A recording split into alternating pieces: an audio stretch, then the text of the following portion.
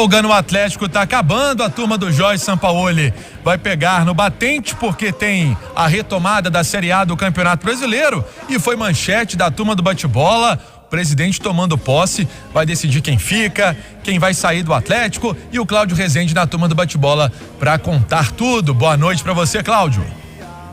Boa noite, Emerson Pansieri. Também ao Léo Figueiredo, a quem nos acompanha aqui na turma do bate-bola.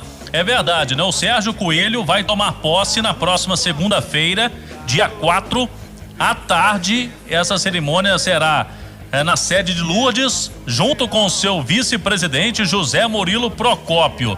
Pelo que a Itatiaia apurou, a cerimônia será bastante restrita por causa da pandemia, com poucos conselheiros, não haverá, por exemplo, convocação de conselheiros, e a transmissão será online pela TV Galo, também sem presença da imprensa, de jornalistas na sede de Lourdes. Assim como São Paulo fez ontem, pelas redes sociais também, a posse do seu novo presidente. No Atlético vai ser algo parecido.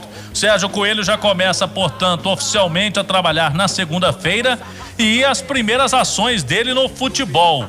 Renato Salvador é um dos 4 R's, ele faz parte daquele colegiado que já foi explicado aqui pelo Sérgio Coelho em entrevista à Itatiaia.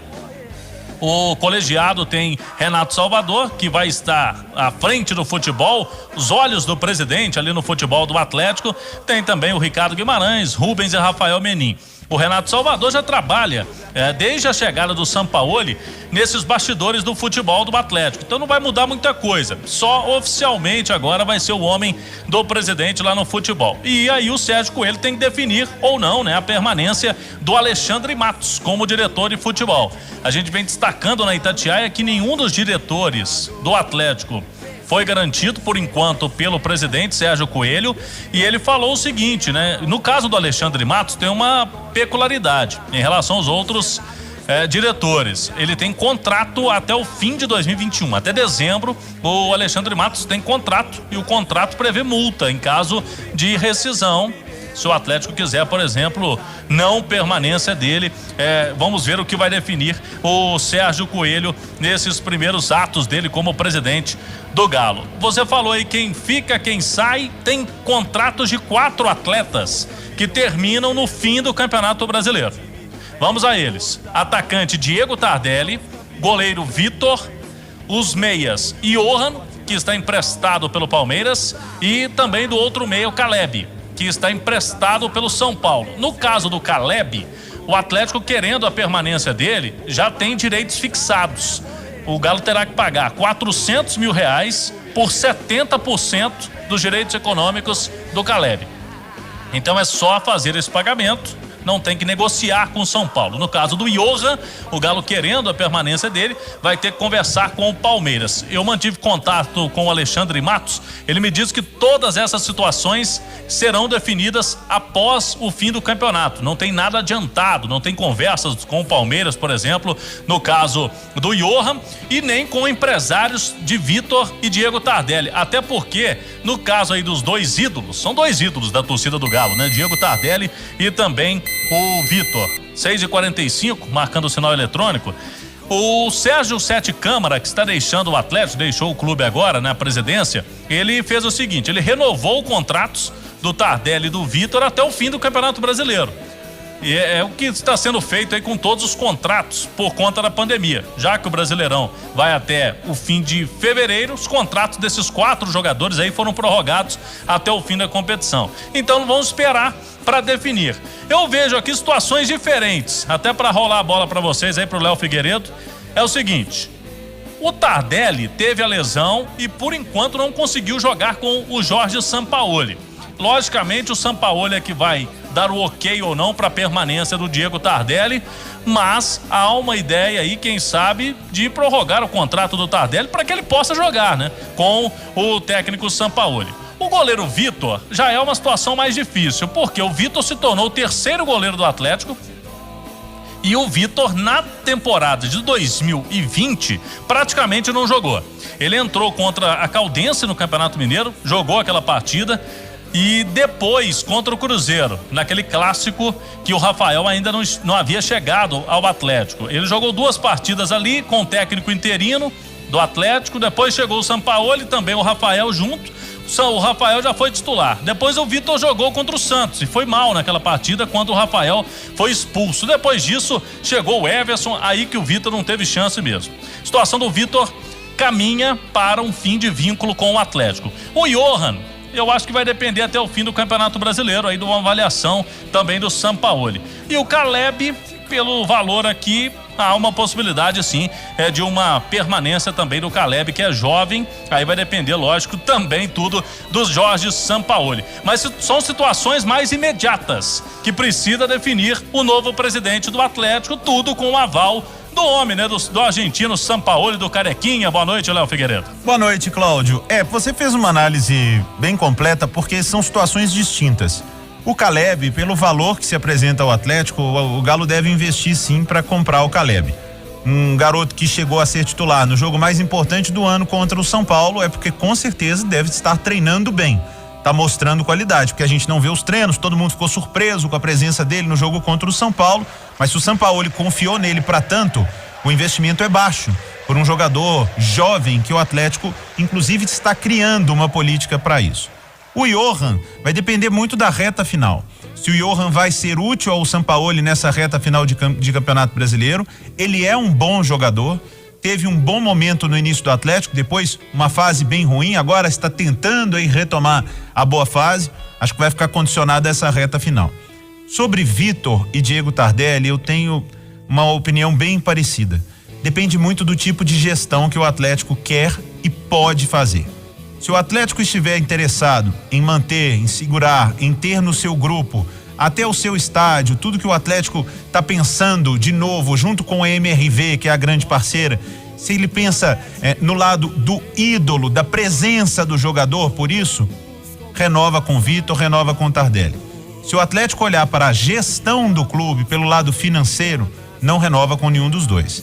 São salários altos, jogadores veteranos que são muito, mas muito queridos e respeitados pela torcida, mas a própria torcida do Atlético sabe que o clube precisa de ter futuro. Tardelli e Vitor fazem parte do grande passado do Atlético. Nem do presente eles estão fazendo parte. O Tardelli uma lesão muito séria que impossibilitou, e o Vitor há quanto tempo sem jogar porque tem Rafael e Everson. Então depende muito do tipo da gestão que o Atlético quer para o seu 2021 e 22.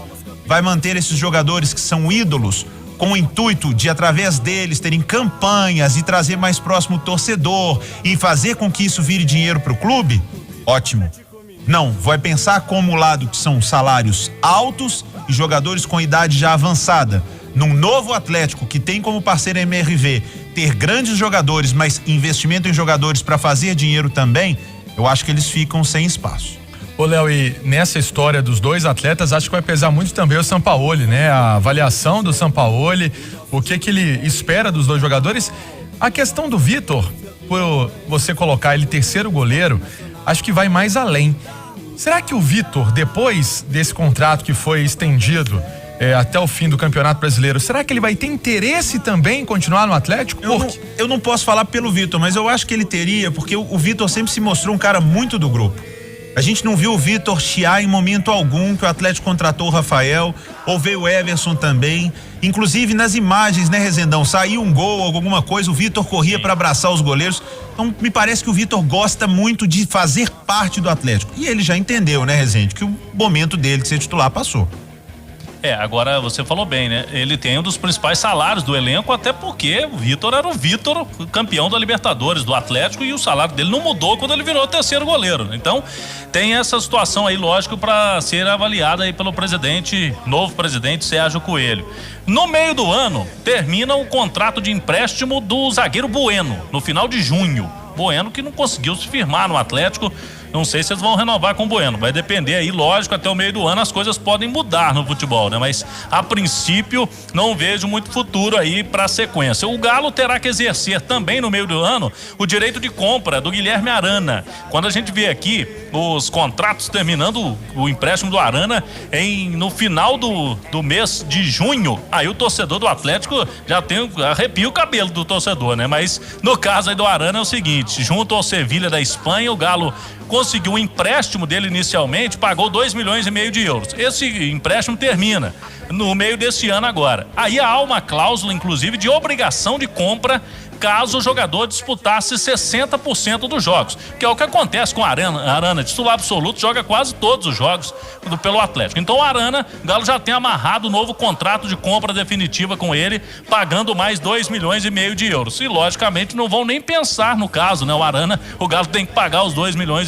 de euros para a permanência dele. E no final do ano, já que entramos agora na 2021, tem 2 zagueiros com contratos terminando, Hever e Gabriel.